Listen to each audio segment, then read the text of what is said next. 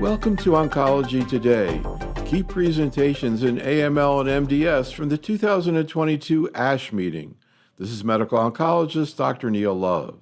For this program, I met with Dr. Richard Stone from the Dana-Farber Cancer Institute, and to begin, before we review the ASH papers, I asked Dr. Stone to comment on the recent evolution of AML management over the past few years and where he thinks things are heading in years to come.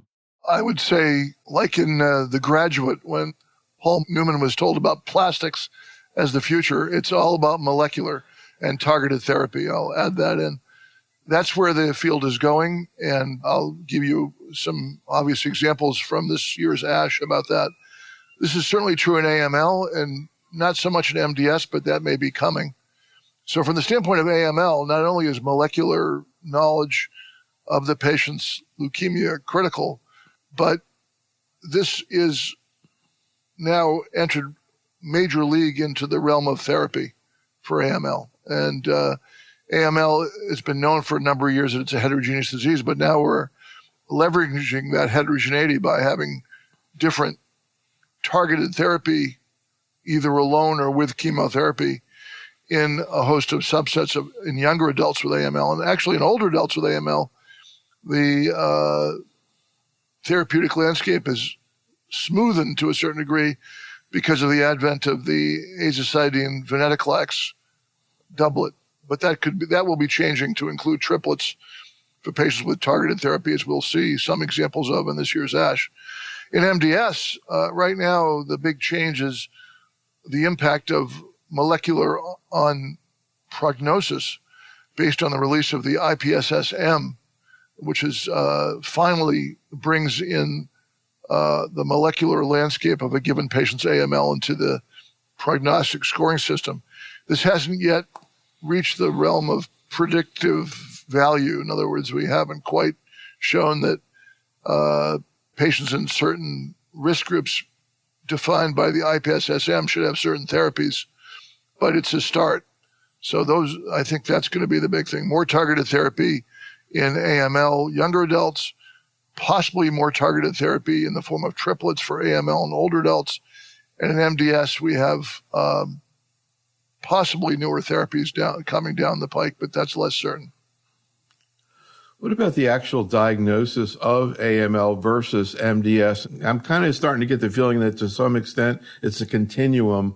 What's your vision in terms of how that's going to proceed over the next few years? Well, that, as usual, Neil, is a great question because just this past year, there seem to be dueling classification systems. There's the WHO, which updated its definitions of myeloid malignancies, and the ICC, or International Consensus Consortium, which I was a part of, came out with a paper in Blood detailing their view. I think the major issue is the blast count. It turns out that patients with above 10% blasts pretty much all behave like AML. So the 10 to 90% blasts that is still considered MDS by the WHO and was considered MDS generally is now falling into an overlap syndrome called AML/MDS, which seems maybe stupid, but the idea really is to allow such patients to be eligible to be treated or put on clinical trials for AML or MDS, depending on what seems best for that patient. We all have been, those of us who do clinical research in these fields have always been perplexed by the seemingly arbitrary situation where a person with 19% blast can only go on MDS trials, where a person with 20% blast can only go on AML trials, when the molecular features of the disease really are more important than the blast count. The one final thing I wanted to ask before we get started, though, particularly for people who are new to oncology, and of course you have a big fellowship program, Dana-Farber, et cetera, can you kind of put in perspective the face of AML in older patients over the past 3 to 5 years, really since the approval of venetoclax HMA? I guess my perception was before that time that, supposedly there were people actually not even getting treated. And I'm curious what you're seeing now as you see HMA venetoclax infiltrate into the community setting in terms of the face of what's going on right now in these older patients. Well, I'll get into that in a second within the talk, but just generally speaking, it has changed the face of older adults with AML from a fairly hopeless disease to one with at least almost 2 years of median survival in some cases, depending on the molecular subtype. So, aza-ven is a little bit more toxic than azacitidine alone, but it's so much more effective, as you'll see momentarily based on the update of the VIALE-A trial, that I think there's a greater willingness to treat an AML patient. Now, I can't tell you whether more older adults with AML are being treated now thanks to aza-ven than was true when we only had AZA. I think it's certainly true that when we only had AZA, there were more older adults being treated than we had when we had low-dose cytarabine. But it still takes some resources to treat an older adult with AML with aza-ven because it is myelosuppressive, and you have to know what the drug-drug interactions are. You have to know when to hold and when to fold. And so it does take some expertise, but I think it easily can be done in the community with the proper amount of experience and training. All right, well, let's go ahead and have you go through your talk. Thank you, Neil. Well, my name is Richard Stone, and I'm the Chief of Staff at Dana-Farber Cancer Institute and the Director of Translational Research within the Leukemia Division, which is in the Department of Medical Oncology here at Dana-Farber.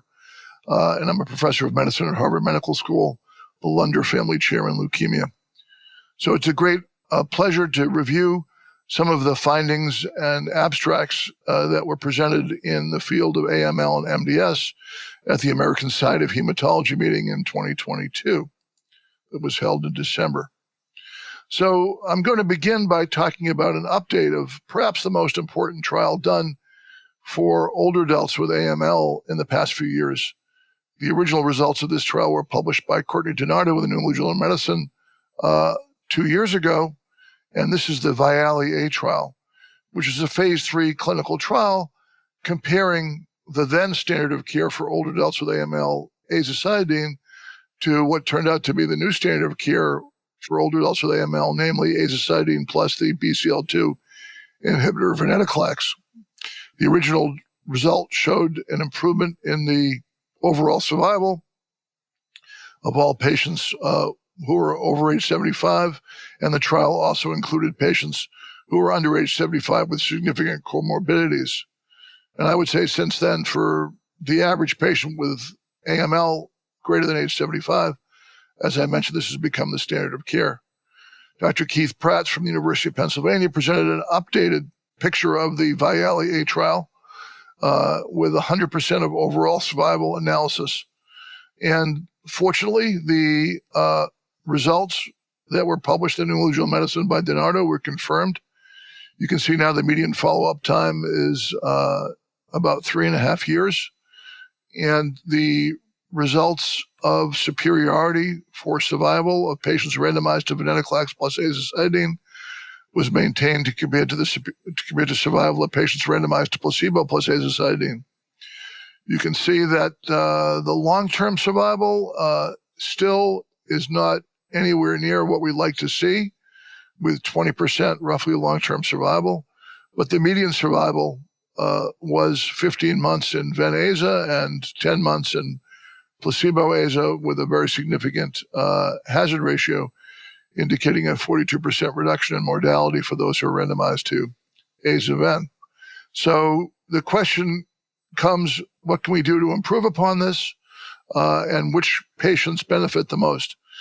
Well, Dr. Pratt also presented data showing, if you look at the bottom first, that those who achieved MRD negativity with ven-aza, which is the top orange curve, I think it is, did pretty well, with a median survival approaching 34 months. So which this says, of course, is that if you respond, you do well. This is nothing new, but it does show that MRD can be a surrogate for long-term good outcome. And those on the top who have IDH1 or IDH2 mutations do particularly well with aza-ven, and they benefit quite a bit more than they would if they had been randomized to placebo. So the question is going to come up, which I'll note briefly in a few minutes, is that there is a new regimen for IDH1 mutation older adults, namely that of the experimental arm in the Agile trial, which compared azacitidine to azacitidine plus ivosidenib, which is an IDH1 inhibitor, which showed a big improvement in overall survival. So we don't know yet how to treat the average IDH1 mutant older adult who could get either aza-ven results pretty good, as you can see here, or could get ivo-aza results very good, as were in the Agile trial published by Montesinos in Blood. Dr. Donor from Ulm, Germany, analyzed the VIALE-A trial plus a more preliminary trial in which ven-aza was given without a control group to a bunch of older adults with AML and tried to understand who benefited the most from aza-ven using molecular studies. And he looked at a lot of different mutations and found that those who had TP53 mutations didn't do all that well. No surprise, that's a recurrent theme. That's an unmet need in AML, TP53 mutations. But if you were TP53 wild type, did not have a FLT3 ITD mutation, did not have a KRAS mutation, you did pretty well, and there was an intermediate group here too. So this brings up the question of whether we should be using a FLT3 inhibitor to try to bring this middle group up to the top group if it really works. And we'll see some data about that in a few minutes. Now, a lot of people think that the venetoclax dosing that was in the VIALE-A trial is too aggressive. It's given continuously. And this group from France, led by Chris Willikins, looked at 7 days of venetoclax dosing, only giving during the days that the patients got the venetoclax. And although this was not a randomized trial, the median overall survival was similar, but not quite as good as we saw in the VIALE-A trial, in which the venetoclax was used continuously. This is 7-day venetoclax, high complete remission rate. So I think this is intriguing, and whether somebody will do aza-ven, ven-28 versus aza-ven 7 or ven 14 remains to be seen. But most investigators don't end up using the full 28 days of venetoclax. We think it's too much. Now, going back to that Agile study I mentioned before that was published by Montesinos in NEJM last year, showing that ivo-aza was better than aza, Dr. Donor looked again using molecular studies to see if he could determine what the cause of resistance was in those who relapsed on ivo-aza and how deep the remissions were. Well, he found that ivo-aza frequently clears the mutation, so it was a very deep response. Resistance in non-IDH dependent fashion is more common, but triplets are being developed where ivosidenib is combined with aza-ven that might be the future, as I mentioned a few minutes ago. Just a couple of follow-up questions. Could you just talk briefly about kind of what you recommend or how you approach the issue of, using aza-ven in terms of cytopenias when you do your first bone marrow and how you adjust dosing? Good. So that's a great question. Well, I think during the first cycle, if the patient's counts are low, which almost they always are, between day 21 and day 28, I do a bone marrow. Just like I would do a day 14 bone marrow after 3 and 7, I do a bone marrow between day 21 and day 28. And the reason I do that is because if the marrow is empty of blasts, then I will wait until there's some count recovery to give the next cycle. And I'll also stop the venetoclax at that point. Whereas if the bone marrow still has blasts in it, then I proceed ahead on schedule and accept the cytopenias, which in this case, by definition, would in part be due to the leukemia cells. So that's what we do. And down the road, if a patient's in remission, we'll have a very low threshold to decrease the venetoclax dosing to 21 days or even to 14 days. Secondarily, we'll decrease the duration of azacitidine from 7 to 5 days, or sometimes thirdly, we'll decrease the dose of azacitidine from 75 milligrams per meter squared to 37.5, et cetera. So there are a lot of dose reductions, but they're only appropriate if the patient's in remission. One other thing I was going to ask about is the issue of adverse risk factors and aza-ven, because I kind of had the thought, from an outside perspective that HMA venetoclax was effective regardless of, for example, P53 status, et cetera. And then it seemed like people started to change the way they view things when they saw the survival data. Can you kind of explain that a little bit? Because it still seems like you have higher response rates in these patients. I'm not sure how useful that is unless they're going to go to transplant, but maybe they can. So can you kind of educate me a little bit more about the impact of aza-ven based on risk status? Yes, very important question. So all subgroups in the original trial and in a couple of papers published afterwards suggested all subgroups benefit from aza-ven compared to aza. However, the magnitude of the benefit is markedly different depending on the molecular subtype. And let's talk about P53. In P53 mutant patients, particularly if the variant allele frequency is above 10%, and particularly if they have adverse chromosomes, the benefit of aza-ven compared to aza is very minimal. Unfortunately, I don't really think that aza-ven adds much to aza alone in P53 mutant patients. And so many people take the attitude, yes, the response rate's a bit higher with aza-ven compared to aza, but the survivals minimally are not affected. And I don't think aza-ven, it really deals with the P53 mutant clone at all. It just enhances chemotherapy and chemotherapy responsive subtypes. So many doctors have taken to just giving aza or doing nothing, actually, for people with P53 mutations, particularly if they're high VAF or associated with adverse chromosomes like monosomal karyotype. You're just hurting the patient. And so it's almost therapeutic nihilism for these patients because it just makes them sick. Now, you talked about the response rate being a bit higher. They're probably mainly cosmetic responses because if you look hard enough, you're going to find that P53 mutation before the transplant.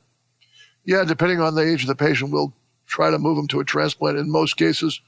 But we know that if they go into the transplant with P53 mutations that are detectable, they're going to relapse by and large. There's a few patients who won't, but it's rare. So it's a question of utilization of resources. So I think in every case except for P53 mutations, there's no hesitation to use aza-ven. But for P53 mutations, it's still pretty unclear. It's not wrong to use aza-ven, but it's not wrong to use aza either. So another question is, I kind of initially, when I first started to hear about IDH, I was kind of had the take that it's very similar between IDH1 and 2. And more recently, I'm starting to hear people differentiate IDH1 and 2 disease response to therapy. Again, what's your take on that? My take is that IDH2 disease is a little bit more resistant than IDH1 disease. It may be a difference without a distinction. I mean, the key distinction right now is that there's two different drugs for each of the subtypes. So that means the developmental pathways have been different. The approvals are different. The trials are different. For example, there's been no huge trial of ENA, which is the IDH2 inhibitor, aza, versus aza, analogous to the AGILE trial, which is ivo-aza versus aza. We can only speculate on the outcome. There was a phase 2 trial done by DiNardo of ENA-aza versus aza, and there was no survival difference, but it was a small trial. And a lot of the people who got aza eventually got enasidenib, whereas in the European trial, the AGILE trial, you couldn't just, because you were in Europe, you couldn't just get ivosidenib if you failed aza alone because of the different regulations there. So they're different. The IDH enzymes in a different part of the cell. There are subtle differences, but I think they're more similar than different, to be honest with you. And did I see that there's a new IDH inhibitor that was approved? Yes, olutasidenib, or if I said that right, it's from, I don't know if you want to say the name of the pharmaceutical company that makes it, but it's from another pharmaceutical company that most people haven't heard of unless they do rheumatology. And the results seem to be at least as good as with ivosidenib. So now for this rare subtype of AML, it accounts for 9% of all AML patients, we have two drugs, olutasidenib or ivosidenib, which just makes pronunciation difficult. The results, if you look them, of course, there was no head-to-head comparison, but the results in terms of duration of response and response rate seemed to be equivalent or maybe a little bit better for the new drug. But of course, that was based on a phase 1 trial and a phase 2 trial. So no phase 3 trials yet. All right, please continue. So speaking of IDH mutations, my friend Dr. Aiton Stein from Memorial Sloan Kettering published this BEAT AML subtrial in which he tried to figure out whether a person with IDH2 mutant AML could receive enasidenib as a single agent and then get azacitidine added to the enasidenib if they didn't respond. So the trial was that if they everybody got enasidenib for their IDH2 mutant AML as a single agent up front, and then in the patients who failed, there were 17 of them, then they got azacitidine added. What this showed is that you can still achieve remission if you didn't respond to the single agent enasidenib by adding azacitidine. So again, this suggests that maybe in this particular subset of IDH mutations, IDH2, you can get away with single agent enasidenib and save the azacitidine and its toxicity for when they fail, although there's no randomization, so I don't really know. Most of the patients got enasidenib as a single agent. The response rate was equivalent to what was seen in the trial that he originally published in Blood, which led to the approval of the agent, at least in relapse refractory AML. This is an upfront AML.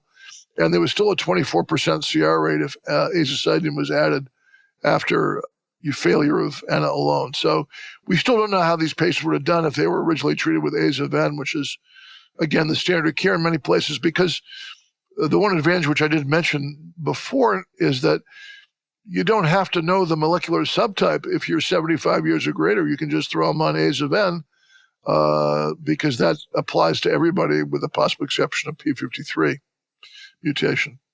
So let's talk about maybe the next generation in clinical trials. We're not going to talk about the aza-ven IDH1 triplets, although they're very promising, but we will mention the aza-ven gilteritinib triplet that has been studied at MD Anderson, and this was presented by Nick Short from that institution. And the problem with these triplets is that they're not for the faint of heart. Gilteritinib is a KIT inhibitor and is myelosuppressive in its own right. You're adding it to 2 other myelosuppressive drugs. So they give it the aza-ven as standard dosing. They do a bone marrow mid-cycle. They use a little bit lower dose of gilteritinib, which then is approved as a single agent for relapse refractory disease, namely 80 milligrams. And they give a little bit lower doses of the gilteritinib in consolidation if the patient achieves remission. And there's a bit of legerdemain about when you hold the drug, but the response rate in the MD Anderson hands in newly diagnosed FLT3 mutant patients, I'd say is pretty good, 100% composite response, but most of the responses are actually CRs where the count recovery is seen.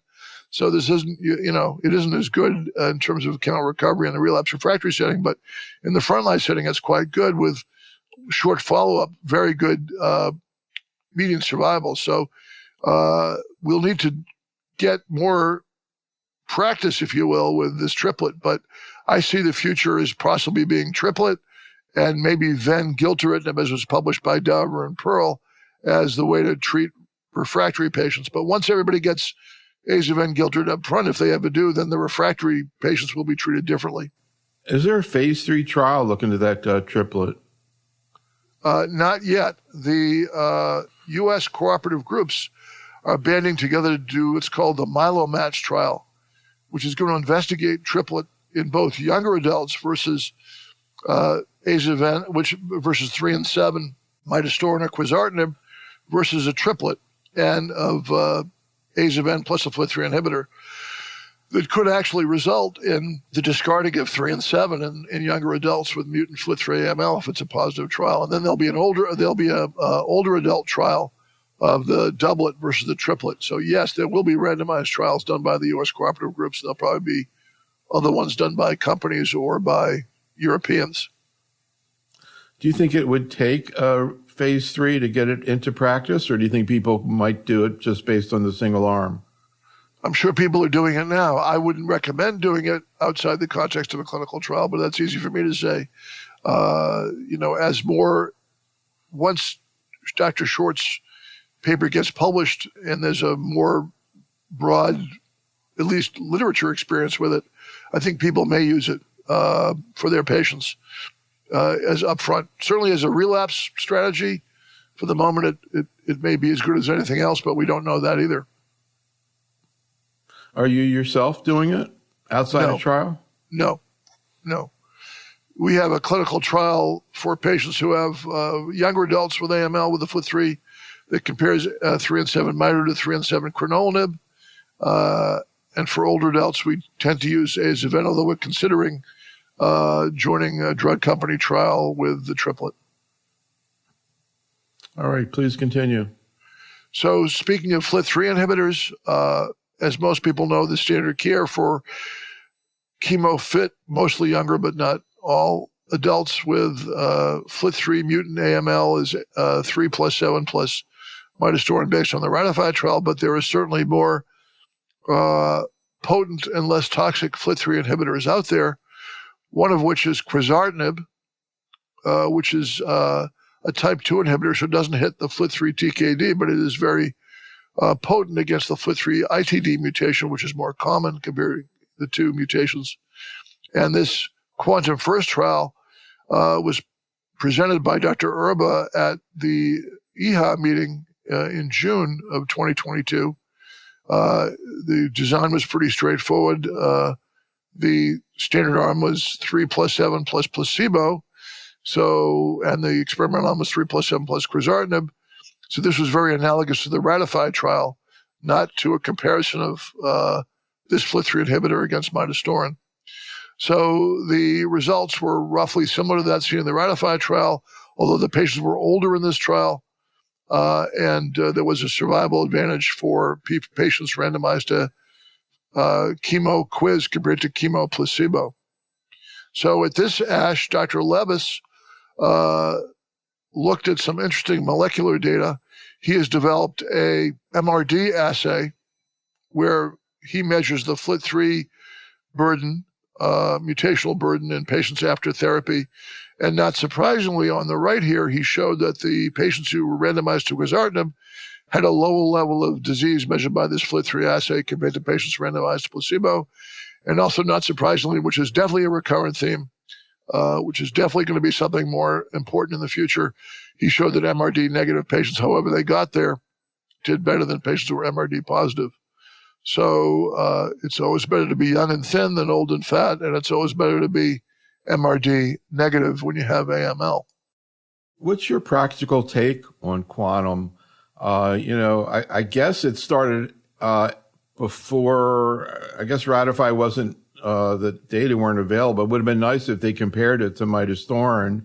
I'm guessing there's not going to be a phase 3 trial comparing it to midostaurin. Maybe I'm wrong about that. But right now, looking at the data, would you like to use quizartinib? And if so, why? I think it's fine. I don't think it may be a little bit better tolerated than midostaurin. Just have maybe more QT problems, maybe more count recovery problems, and there's a lot of relapses with the TKD mutation. So I don't feel the need to change. I don't have any problem with using it. It's not approved yet for upfront use. It probably will be. I'll be waiting for the results of the comparative trials of 3 and 7 mito versus 3 and 7 gilteritinib, because gilteritinib will probably be the drug of the future in this setting. That's what I think anyway. Do you think that gilteritinib is more effective in ITD than quizartinib? Probably as effective. I mean, quizartinib is a little bit more specific, but I don't think it'll be possible to discern a difference unless you do a gazillion patient trial, because the results will be so good with either. And when is that gilteritinib trial likely to report?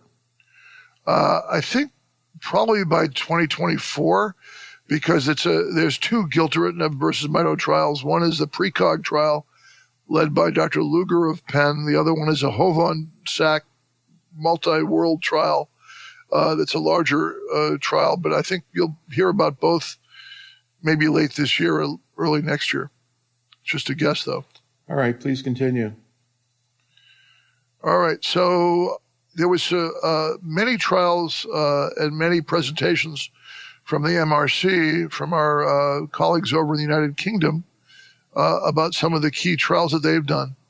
And their trials tend to be a bit complex, but I'll narrow this one down to the AML 19 trial dealing with fit younger patients with high-risk AML or MDS. So these are patients who have bad prognoses based on chromosomes and or molecular studies. So let's keep that in mind. A lot of them have what we would consider secondary AML based on chromosomes or molecular findings. So they compared what they consider their standard induction regimen, which is FLAG-IDA, to liposomal encapsulated daunorubicin cytarabine, which is developmentally called CPX-351. And the overall results of the trial, which they presented last year, did not show a benefit for either of these agents over the other. So CPX-351 and FLAG-IDA were the same. But as always, and you can see the survivals weren't too encouraging in this bad group of patients, because many of them have had p53 mutations, and as previously mentioned, this is a chemotherapy-resistant subtype. But what this paper by Dr. Othman dealt with was whether there was a molecular signature or subtype that might benefit from one therapy or another. And I think this is a very important way to glean more information from a trial, especially one that's seemingly negative, didn't meet its primary endpoint. So they looked at various subgroups and didn't find any difference between CPX and FLAG-IDA except for this one. And this is close to my heart because Dr. Lindsley, who works with me and is a brilliant junior colleague of mine, and I, along with Ben Ebert and Donna Newberg, published a paper in 2015 in which he showed that there were mutations that, whether or not we thought the patient had prior MDS, were highly associated with MDS. And they're listed here: ACXL1, RUNX1, EZH2, BCOR, SRSF2, STAG2, SF3B1, U2AF1, and ZRSR2. These are called myelodysplasia-related gene mutations. And amazingly, for reasons that aren't entirely clear to me, but it's true that if you had one of these mutations or more, you did better with CPX-351, as shown on the right, than with FLAG-IDA. And whether this is because CPX-351 gets into the marrow for a longer period of time, should we begin to choose CPX-351 rather than a more intensive induction therapy like FLAG-IDA in this subgroup of patients? That will still have to be confirmed, but I think it's a very intriguing paper. Just to pick back up on CPX, in what situations are you thinking about CPX right now? To me, these patients would have been thought about it before. It's great to see the data on the specific, mutations and all, but does it really change clinically when or you use CPX? Right. So it might. I don't think this paper alone will, but it'll make me think. Right now, the major confusion or clinical dilemma is whether to use aza-ven or CPX-351 in patients with bad prognoses, because we know that chemotherapy doesn't work and CPX-351 is really chemotherapy. And Lindsley did a post hoc analysis of the CPX versus 3 and 7 paper and showed that people with p53 didn't benefit from CPX compared to 3 and 7, and 3 and 7 doesn't work very well, so you might as well use venetoclax-aza. And we talked earlier that venetoclax-aza doesn't work very well, so you might as well use azacitidine alone in those patients. So for p53 is still a bugaboo. But in this particular subset of secondary ML, that is with these particular MDS type mutations, we don't know any data about venetoclax-aza yet, really, versus CPX-351. But it's intriguing to think that that might be the sweet spot where chemotherapy might actually work somewhat. And if you have this special agent, maybe that's the reason that they should be on. Remember, a lot of these patients have these mutations but don't have a history of MDS or treatment-related leukemia or MDS-related chromosomal abnormalities or even MDS-related morphology in their bone marrow, which would make them eligible for CPX-351. So what I'm saying, Neil, is that there may be a subset of patients who don't have CPX-351 eligible phenotype or genotype as currently defined, but might benefit from it. That's all I'm saying. But it's just a hypothesis that needs to be tested based on that paper I just showed you. But again, up to this point in general, have you been using CPX in secondary AML, either from MDS or, prior chemo with solid tumor? I have been in chemo-fit patients who don't have a p53 mutation, who have secondary AML after prior treatment, or have MDS-type chromosomal abnormalities. I will use CPX rather than 3 and 7. But I'll give good thought to using aza-ven in those patients, even if they're not in the approved indication because they're not over 75 or have a comorbidity. And incidentally, what's your experience with CPX as opposed to 7+3? My experience in terms of tolerability. People don't lose their hair. It's better tolerated, I think, except it does have prolonged myelosuppression.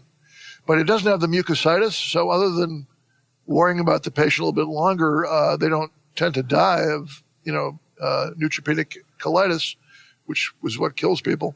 So I think it's at least as well tolerated as 3 and 7, and probably a little bit more effective in the right setting. And are you giving it inpatient? I hear some people give it as outpatient and then admit the patient later. That's what I do if the patient is not sick, because it's basically cost shifting from the inpatient service, which usually gets DRG-based remuneration, to the clinic where they can bill the insurance company. It's really silly, but it does save hospital days and probably is a good use of a more efficient use of resources if you can do it.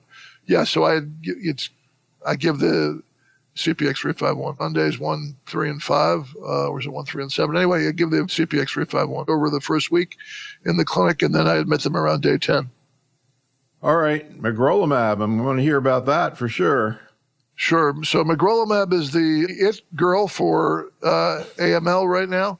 Whether that'll turn out to be a passing fad or a reality, we'll have to wait to see. But magrolimab has this unique mechanism of action, which everybody loves to say because it inhibits a, quote, don't eat me, unquote, signal on the surface of the leukemic cell, or for that matter, other cancer cells. Of course, these CD47, which is the don't eat me signal by the CD designation, is also present on red cells, so it can cause anemia, hemolytic anemia as well, but there's ways to get around that by this ramp-up dosing.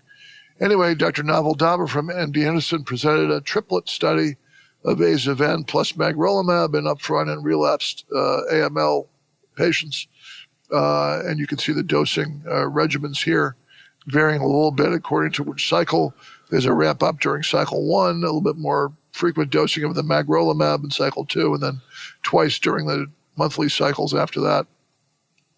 So again, the initial results, as they often are quite exciting. If you look at the frontline patients, the CR rate is 50%, but about the same in p53 mutant patients as it is in p53 wild type. Again, whether the response rate's going to translate into better long-term survival is really the issue, which I'll mention again in a second. The count recovery wasn't prolonged by the use of magrolimab, and in those who respond, about 2/3 of them do so at MRD negative by flow cytometry. I think one of the most interesting things about this abstract is that he did a comparison, as they're wont to do at MD Anderson. They don't like randomized trials, so they look back at their old data and try to do what's called propensity matching, which is not the same as randomization, looking at AVM, which is aza-ven magro, compared to HMA-ven, which, as we discussed a lot, is the standard of care. And it seems like, according to a log rank test, AVM was a bit better in terms of survival in this p53 mutant patient group than HMA-ven. The problem is neither group fared that well, and eventually most of the patients died within a year and a half, which is sad. So whether this is going to be, but still any step forward in this tough group would be great. So the company that owns this drug is doing two trials.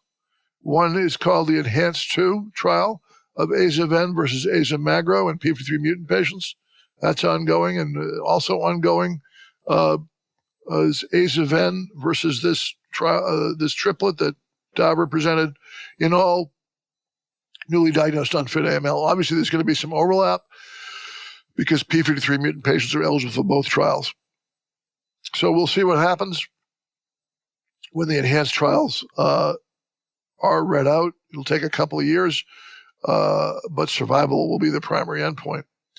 Another abstract that Novel presented, which I thought was interesting because it may turn out to be a drug in the future, or at least a class of drugs that people will find interesting, which is an antibody drug conjugate to CD123.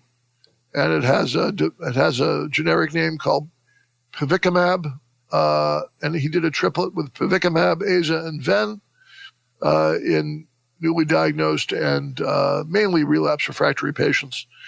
This pivekimab was combined with aza-ven in the schedule shown here. And I think what's interesting, it was a 50% CR rate in newly diagnosed AML, maybe a little higher than you'd expect with aza-ven alone, depending on the patient subtype.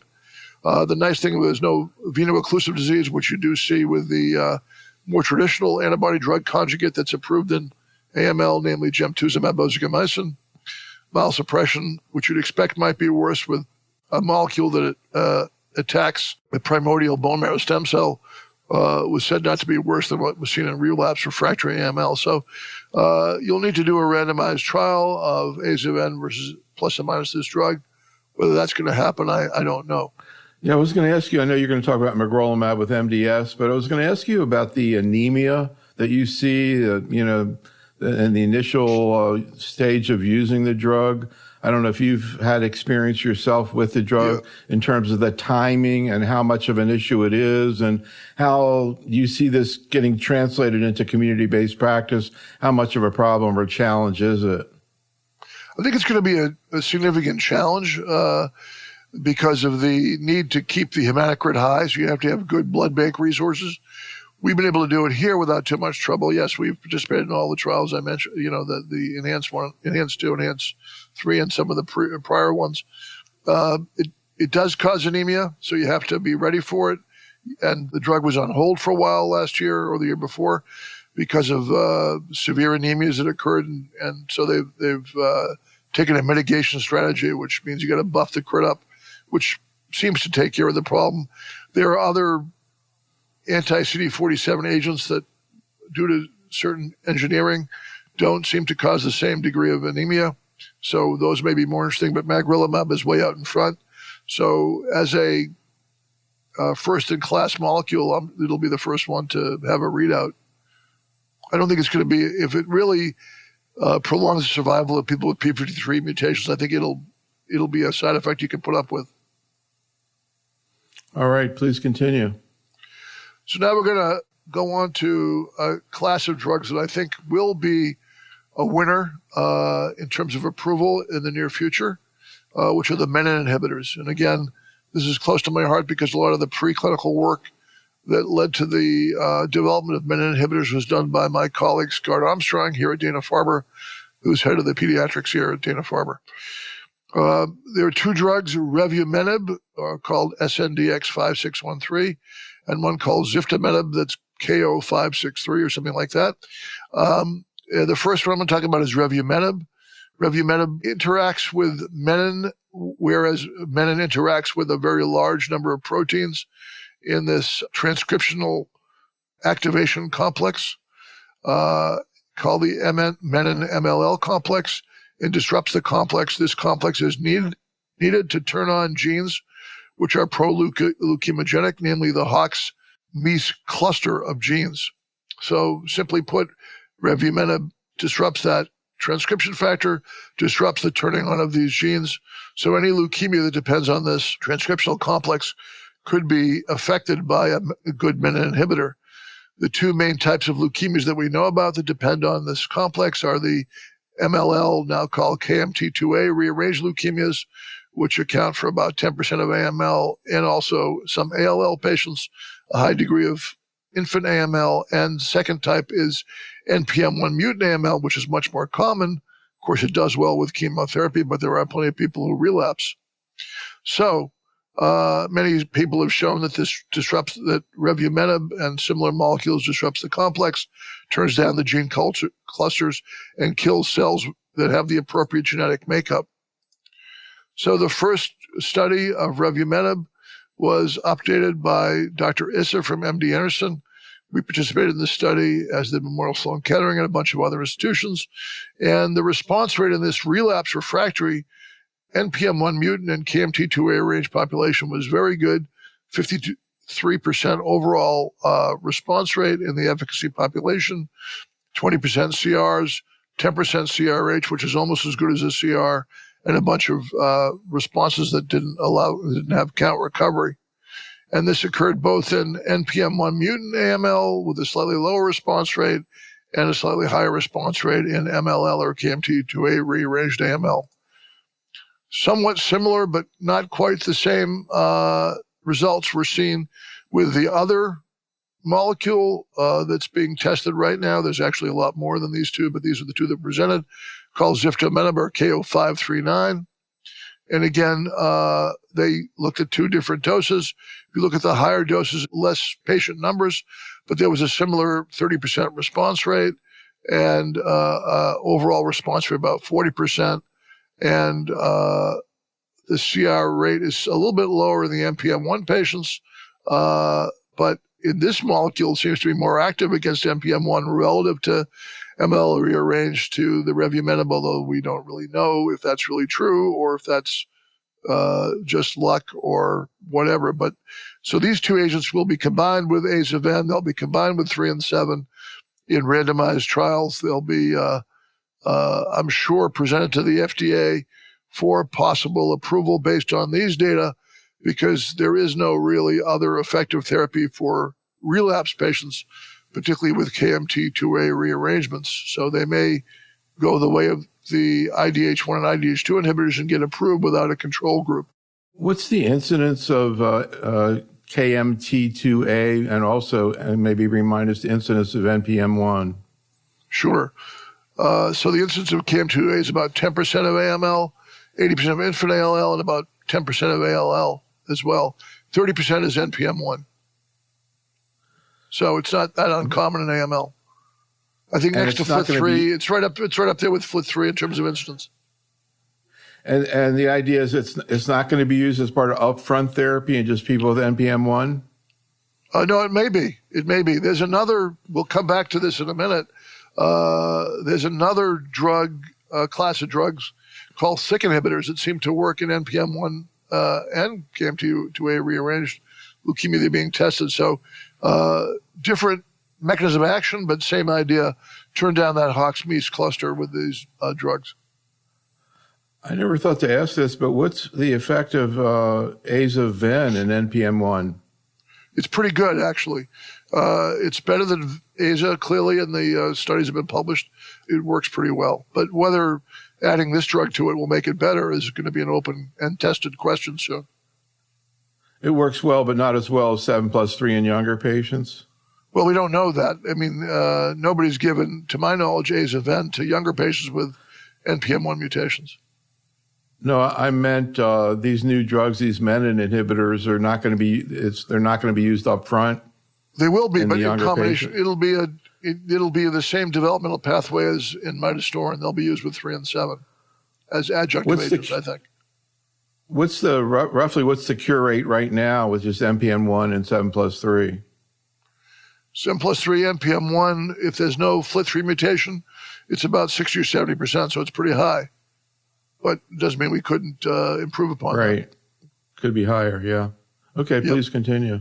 So while we're on the topic of the Hox-Mies gene cluster, this was a paper you picked. It was a preclinical paper looking at SYK tyrosine kinase inhibitors, but it will make the point that there is an ongoing large phase 3 trial in NPM mutant AML, which segues well to your last question. It's called the Agility trial. So entospletinib is a SYK tyrosine kinase inhibitor.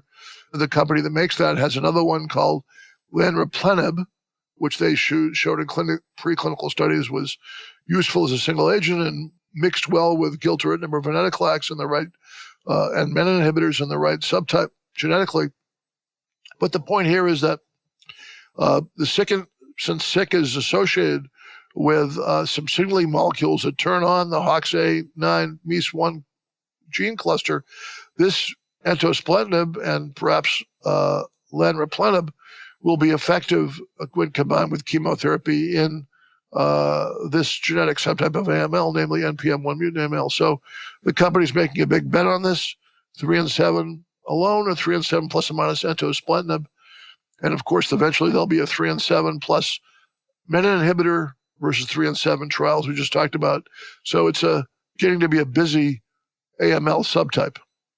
I don't know about these specific SIK inhibitors, but I know that right before BTK inhibitors came out in CLL, there were SIK inhibitors being presented in CLL, and I guess they just got pushed aside by the BTK inhibitors. Right. But I assume that the mechanism here is completely different. I don't know. Well, yes and no. I mean, this interrupts signaling. These SIK inhibitors do. SIK is associated with FLT3. It's associated with ZAP70. So it actually has rheumatological indications as well. It's immunosuppressive too. So, so I think it's pleiotropically active.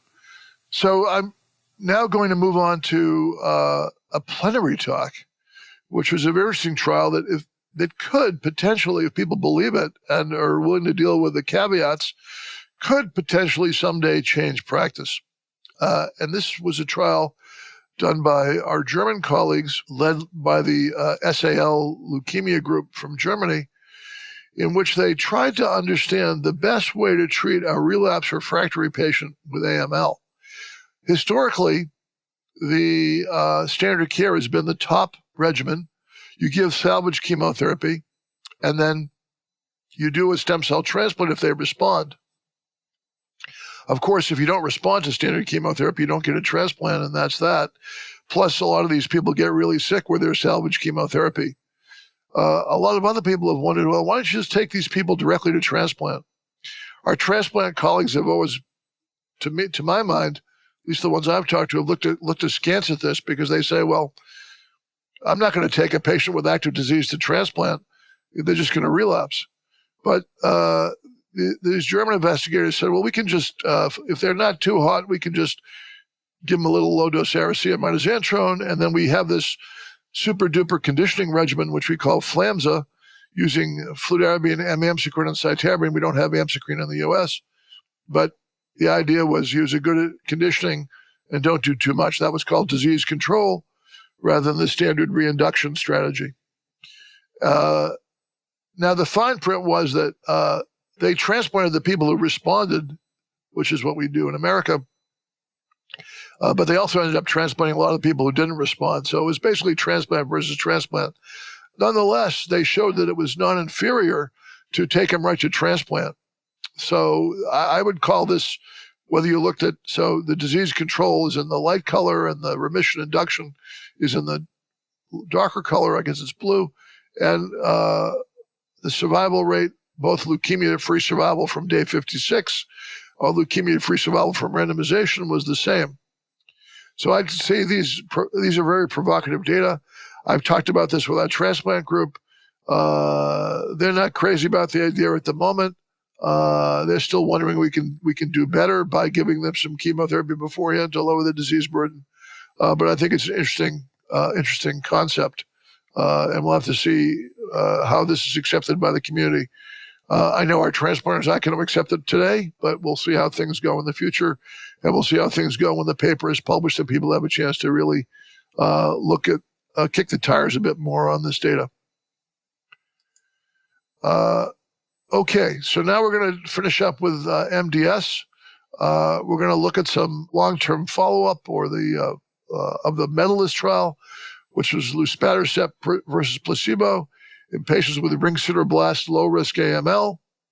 Remember, the primary endpoint was met, whereas the luspatercept, which is given every 3 weeks to patients with lower risk AML with ring sideroblast, they had a significant decrease in their 8-week transfusion independent rate, and there was also a decrease in subsequent transfusion independence. The overall survival, however, in the two groups was the same. However, in the very low risk patients and those with high baseline platelet counts, they seem to actually benefit survival-wise from the luspatercept. And of course, if you look at these survival curves here, you can see that people who responded to luspatercept did very well. People who responded to placebo did pretty well, but of course, that's a rare number of patients. So this just confirmed the long-term lack of noxiousness from the luspatercept in this luspatercept versus placebo trial that led to its approval for ring sideroblast anemia or those with less ring sideroblast but with an SF3B1 mutation, which is a favorable group of MDS patients. So this was a trial from Cleveland Clinic. It was a retrospective look at people treated with luspatercept. They looked at people who were on luspatercept for more than 3 months, so it was a selected patient population. Most of the patients did not have the dose increased as is in the package insert. If you don't respond, you're supposed to dose increase. Most people stayed on the starting dose, which is 1 milligram per kilogram. And actually, in the real world, most people did convert to a lower transfusion burden, which proves that if you're in a good center and you pick your patients wisely, the drug really works as advertised. And I showed you in the previous slide that the long-term results are okay. Can you comment on your own personal experience with luspatercept? Do you do the dose increase? And when do you decide to kind of give up on it? Yeah, that's a great question. I do have a lot of experience with luspatercept. We do use it a lot in our low-risk MDS patients. Usually you find out within 2 months whether it's going to work or not, which is roughly 4 administrations, which is 12 weeks. I guess that's 3 months, whether it's going to work or not. If after 2 to 3 doses, I will increase the dose if there's no response, but I can't really say there's a huge dose response. Usually if they're going to respond, they do so. Also, there's a small but significant minority of patients who get quite tired on the drug, which defeats the whole purpose. If you make your hematocrit go up and you get tired, it's no great shakes. But like anything else, there are some patients with dramatic responses. There are some patients with piddling responses. There are some patients with no responses. But it's certainly worth doing. Except for the occasional fatigue, it's well tolerated.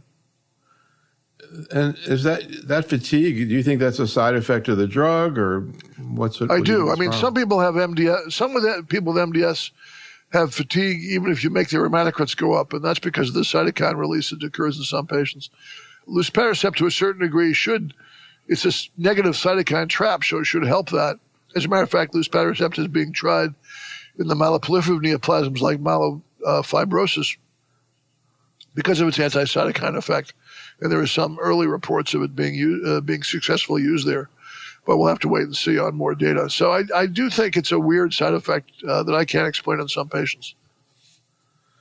But, the idea of fatigue being a cytokine side effect in general, and also the idea of luspatercept affecting cytokines, honestly, that's I hadn't heard that before. Could you just elaborate a little bit more on that? Sure. Well, the mechanism of action of luspatercept is to be a trap of cytokines which are believed to promote anemia in MDS, right? That's how it works. Now, whether that's really how it works, only God knows. You consider TGF, is it? Yeah, is TGF beta, that's considered a cytokine? Yes. And that does produce anemia. Yeah. Huh. Exactly. Interesting. And do you think that the idea of fatigue as a consequence, I was just thinking MD Anderson has a fatigue clinic. Do you think there are other situations where, and people are always trying to figure out why cancer patients have fatigue. Do you think this idea of it being related to cytokines may be more, widespread than we think? I do. The problem is, most of the agents we have, like this one, take out 1 or maybe 2 cytokines, and it's probably a cytokine milieu that you're dealing with. That's why some people respond to steroids. If we had a general cytokine drug that didn't make people immunosuppressed, indeed, ruxolitinib probably works that way in some people with myelofibrosis, right? It does improve the symptom score in people with myelofibrosis. And that sure. is a more general anti-cytokine drug. It does turn down the JAK-STAT pathway, which is a pro-inflammatory pathway. And what's inflammation but cytokines? So it kind of is all rolled into that issue. The trick is to just get rid of the negative cytokines without getting rid of the ones that help you prevent you from dying from a gram-negative sepsis. Wow, really interesting. Okay, please continue. Yeah.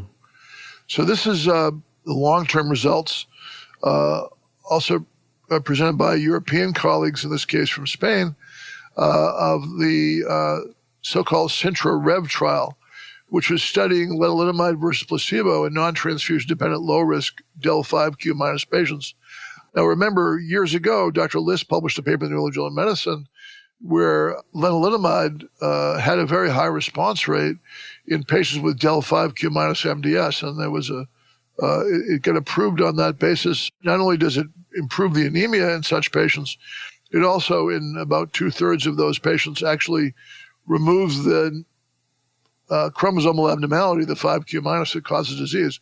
But when lenalidomide is used, let's say post-transplant in myeloma, there's a higher incidence of secondary leukemia. So the Europeans were very cautious about this. They wanted to test low-dose lenalidomide, 5 milligrams per day for days 1 through 28. We use 10 milligrams per day on days 1 through 21 of each 28-day cycle, or days 1 through 28, compared to placebo in these 28-day cycles. And they presented what they call the final results. These are in low-risk patients, of course, so it's very important not to cause any harm to these patients who are going to live a long time with minimal side effects. And what they showed was that those who respond to lenalidomide, which is a lot of them, have quite a favorable survival compared to those who are exposed to placebo. So this shows that low-dose lenalidomide is very effective. There was no increase in AML in the patients studied. The TP53 clones, which were supposed to not respond to lenalidomide and actually be selected by lenalidomide, seem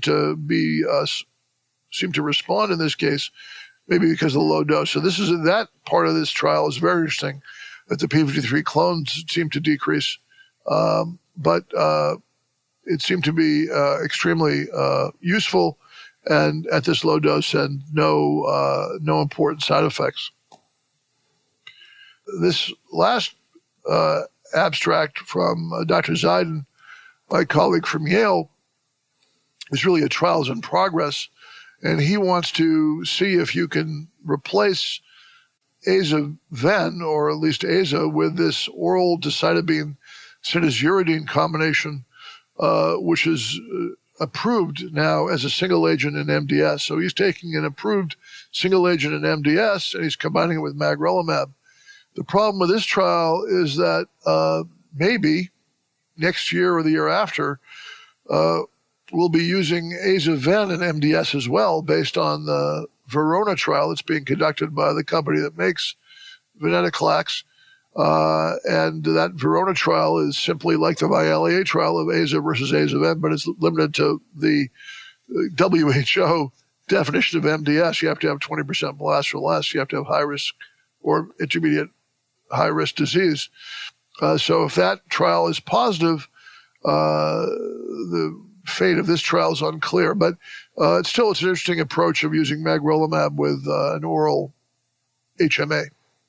And that trial is just beginning. So the last trial is also presented by Dr. Zeiden, which was a randomized phase 2 trial, which was a bit disappointing. This was testing, again, in higher risk MDS, either decitabine or azacitidine, which is the standard of care, along with the prior oral agent I mentioned. So you could use either decitabine or azacitidine with placebo or with sabatolimab. Sabatolimab is a checkpoint inhibitor that's supposed to work in a fashion analogous to pembrolizumab and nivolumab, etc., do in solid tumors. Sabatolimab is a TIM3 inhibitor, which is another checkpoint. There was some somewhat encouraging phase 2 data presented by my colleague down the street, Andy Brunner from MGH, using sabatolimab plus aza. in which there were some durable responses. Unfortunately, in this phase 2 randomized trial, the primary endpoint of complete remission or progression-free survival was not met. This is the overall survival and leukemia survival were similar in the sabatolimab HMA to the HMA alone. So this was considered a disappointing trial by many. There's a larger phase 3 trial that's ongoing. Whether they'll continue that or not remains to be seen in light of these relatively disappointing phase 2 results. I didn't want to end on a down note, but I did because whether checkpoint inhibitors will have a role in AML or MDS is still a very much of an open question. In MDS, we're most excited about the possibility of venetoclax being a real drug in that disease as well. So that's my take of AML and MDS at ASH, based on the abstracts that were selected and a few that I added. And I really appreciate the opportunity to talk to people about this. Happy to answer questions. So just a few questions. I never thought about this, but if you give sabatolimab alone, do you get autoimmune toxicity? Like there were a few autoimmune, there were a few autoimmune toxicities seen in this trial and in the trial that the precursor, a non-controlled trial that I mentioned. They weren't dramatic and they didn't seem to be associated with responses. So it's not a big problem, but unfortunately it may be a moot point. Right. I also wanted to ask you, there was a paper presented at ASH looking at survival outcomes in patients who got subsequent therapy after discontinuing oral azacitidine in the Quasar study. I don't know if you're familiar with that paper or any thoughts in general about where I didn't see it, but I will say still the Quasar trials really is interesting, but it applies to so few patients that, I think I've written one prescription for oral AZA. I mean, I think oral AZA is an interesting drug itself, but in the context that it was approved in, that is to say, people who were well enough to get aggressive chemo, but not well enough to get a transplant, basically. So who are those people? I don't know. Not many. Right. And, speaking of oral AZA, where do things stand? I mean, Stan, you mentioned, using oral decitabine with venetoclax, but I know oral azacitidine is much more complicated, not as straightforward. Is that ever going to happen? Oral azacitidine plus venetoclax? I don't know if the drug company is going to develop in that way, but there was an oral AZA randomized trial in lower risk MDS that actually caused a decrease in transfusions. It was published by Guillermo Garcia Monero, but it's not going to get approved because it caused a bunch of myelosuppressive deaths and problems in the early stages. I mean, it's probably not worth trading a few early deaths for a better transfusional outcome, which is basically what the trial was. But maybe it was the drug was, the dose was wrong or the duration of time was wrong. Anyway, I don't think oral AZA is going to be worth the trouble in MDS. We already have an oral drug that can be combined with Ven, that is a higher risk MDS. The oral AZA may have a role in a maintenance therapy, maybe after AZA-Ven in older adults, or maybe in the maintenance after transplant. There's a lot of ways to use it, but I don't see the path forward to anything beyond the Quasar trial right now. So another question occurred to me when we were talking about secondary AML. Actually, tomorrow night we're doing a big webinar on myeloma with Joe McHale and AJ Nuka. And of course, they're going to be talking about the determination trial. And Joe, gave the discussion at ASCO. And one of the issues I haven't heard talked about too much, I mean, I guess it wasn't unexpected, was the increased incidence of AML in the transplant group. And I wonder if you have any comment on, in general, how you view the risk of secondary AML in people who get autologous transplant in general, and specifically in myeloma in the scenario that it's used. Yeah, this issue's been discussed, and I've discussed it with my myeloma colleagues here and elsewhere. It turns out that I do see some of these patients occasionally, unfortunately, but the benefit of lenalidomide maintenance seems to outweigh those few patients who get AML. In other words, even accounting for that, it's still a better deal. Now, whether you can change the dose or give it intermittently so it won't have this effect remains to be seen. But there's clearly an interaction between the melphalan that's used for the conditioning for these transplants and the myeloma the lenalidomide that's used afterwards. Oh, that's interesting. I never thought about that. So do you think that the incidence of secondary AML, therefore, is higher in autologous transplant in the myeloma setting than in other settings? Yes, I do. Actually, melphalan is particularly toxic to the bone marrow stem cell and may select some of these for some of these difficult leukemias, and maybe that's enhanced by the use of the IMiD. This concludes our program. Special thanks to Dr. Stone, and thank you for listening. This is Dr. Neil Love for Oncology Today.